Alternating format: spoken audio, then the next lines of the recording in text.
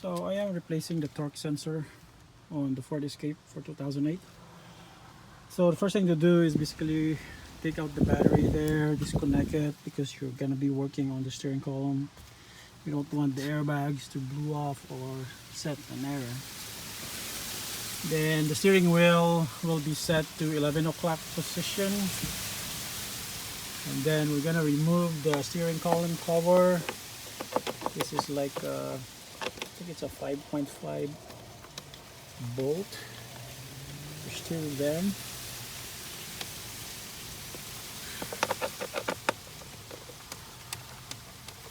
We're gonna remove this trim down here. Just pull it out. Yep. Then there's like another 410 mm that holds this cover here. So I got the casing here for the steering column out, including the panel over here. So there's actually three 5.5 bolts that you need to take out, and the upper one there. Then we're gonna disconnect all of these plugs. So for reference purposes, I'm gonna video them so that in case I forgot where they all go, yep, I would know where they should go. Yep. Okay. So I got the old cable out, and then make sure that the steering wheel is still at the 11 o'clock position. So I have to wrap around the steering wheel with a bungee cord so that it will not move. So using a T45 Torx bit, I am removing one of this. So I got the steering column out. So these are the T45 bolts. My steering column over there.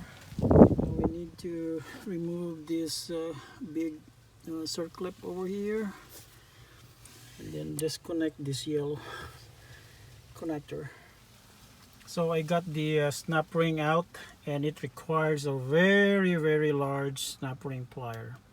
A smaller one will not cut it, so you need to invest on this one. I bought this in Harbor Freight for 31 bucks. And then once the snap ring is out, you could actually get the cover, this one.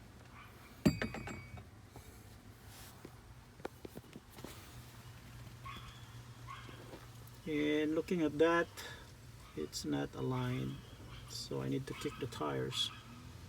So after kicking the tire,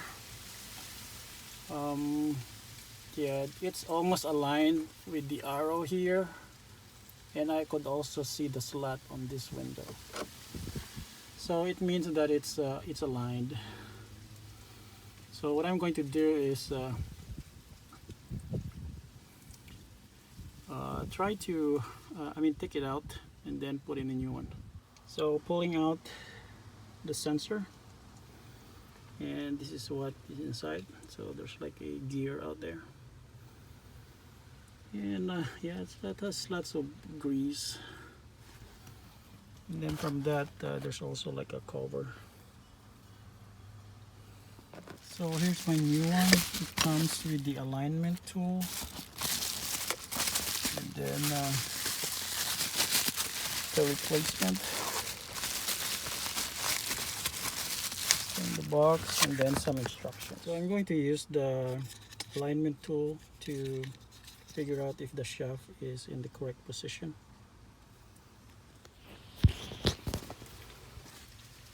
So it looks like it's in the correct position, because when I put it, it's flush. Yep, doesn't actually bind or anything. Putting in the new sensor,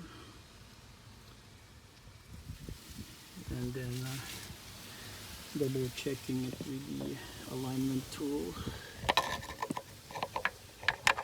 Yep. So there's good. I'm going to pull the clip out.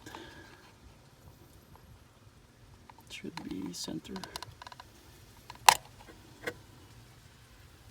Yep, I could see the hole in the middle. Yep, it's in the middle, so it's perfectly centered. And that one too. Yep. So time to close it. So got the snap ring back, and you definitely need to have this tool, this big snap ring, the biggest one you have. It's like $31 in Harbor Freight, because this snap ring is really hard, and without this tool you won't be able to get this out. And then I put the cover back, and then the connector, the bracket in here, and then connected it back there. So yep, I think it's supposed to be there. Time to put the steering wheel back. Okay, I got the steering wheel back. Yeah, kind of hard if you're doing it by yourself to hold this up while putting the bolt on, tightening the bolt. So better to have an assistant if you want to do this like easily. So all connectors are back in place. I think it's time. Here's the moment of truth. I'm just going to turn on the car, not start it.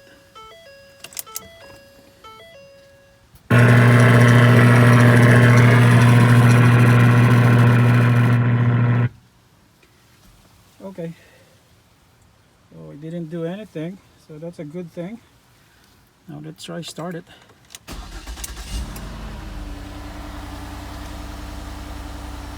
Cool.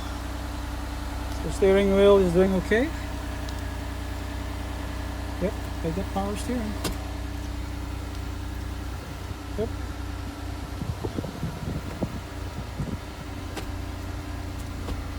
Yeah, we'll see if it needs calibration, but I don't think so. Probably it should be fine. So currently doing the test drive for this, and so far so good. It's the same as it was before, so no need for sensor calibration or anything. But yeah, this car is around